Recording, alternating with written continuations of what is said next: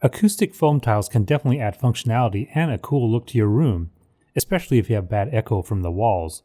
And in this video, I'll show you how to hang acoustic foam so quick and so easy you'll wonder why you ever looked at other tutorials.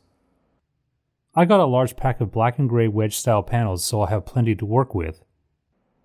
To hang these tiles, I'll only need the acoustic panels and one more thing you may already have at home.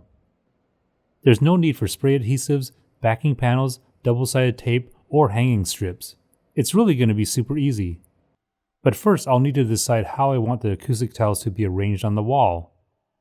Depending on the style and colors, these can be arranged in different ways for a cool look.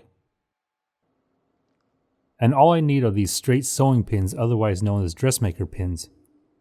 The ones I bought are just over an inch long and really thin, so they'll hardly leave a mark on the wall.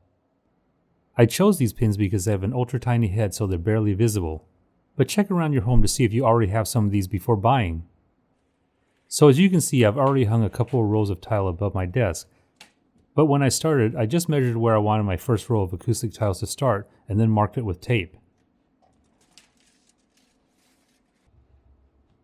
To attach one of these acoustic panels, just line it up nice and straight on the wall. Insert a pin at the top center of the tile and then tap it in.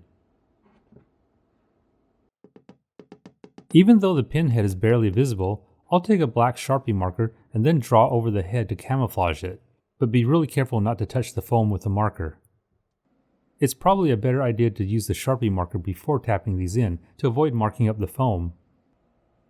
And as I get ready to hang more acoustic tiles, I'll put some pins in my sleeve for easy access. Here, I'm going to add another row of tile on this wall, and it's going to go really fast, especially because I won't have to get down to pick up pins. As mentioned before, one pin in the top center is all it takes. These are 12-inch by 12-inch acoustic tiles which should lay flat, but you can add some more pins in the corners if needed. Everything I use for the acoustic foam installation is listed in the description to make it easy for you to find. Now I can just repeat the process on other walls to finish the room. If this video was helpful, please give me a thumbs up and hit the subscribe button to stay up to date on all my weekly videos.